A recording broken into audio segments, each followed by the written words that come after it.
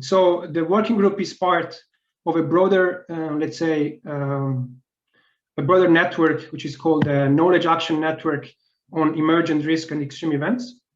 There are several working groups, and we specifically look at risk modeling and insurance.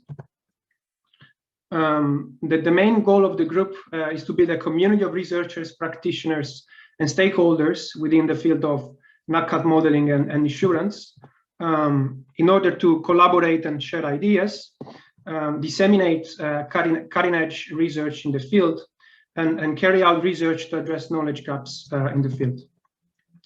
So the group was established relatively recently. We so far identified 4 main topics which we focus on. So the first one is how to improve natural catastrophe models. Second is how to design new and innovative insurance products. Third pillar is modeling spillover mechanisms from insurance to the public sector. And the fourth is how to model systemic risk. As for the first theme, so improving natural catastrophe models, we identified few gaps. I go through them very quickly. So how to establish a coherent and sounded framework for the treatment model uncertainties via, for instance, a global sensitivity analysis. How to provide a comprehensive modeling of indirect impacts, namely baron-only business interruptions.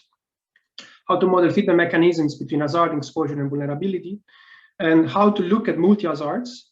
And last but not least, how to exploit the full power of data-driven science and machine learning in the field of natural catastrophe models. As for designing new and innovative insurance products, this is just an example of what we thought could be an innovation, which we already see a little bit in the industry, but it's not yet established, which is basically how to build insurance products that allow protecting and restoring ecosystems and their services. In particular, as it's recognized that ecosystems basically act as in terms of a positive action in terms of risk reduction. And third, modeling spillover mechanisms from insurance to the public sector. This is motivated by what happened in the late 90s in Europe, where we had 2 cyclones, Lothar and Martin. And when they hit, we saw that some primary insurers did not have the capacity to pay out settlement and damages. And when this happens, basically the burden falls on to the public. So the goal is, can we better study these scenarios also in light of climate change? And fourth is the modeling systemic risk. So emerging and systemic risks, the way we define them, there are risks that arise from the interconnection of phenomena in a complex system. There are risks which are poorly understood, and there are risks which do not have a clear track record. And when faced with such risks, commonly used statistical techniques may fall short, and thus we might need new methods to risk quantification. In terms of activities, as I said, we are a recent, the group was recently established. So we are we have so far been busy in organizing this series of webinars.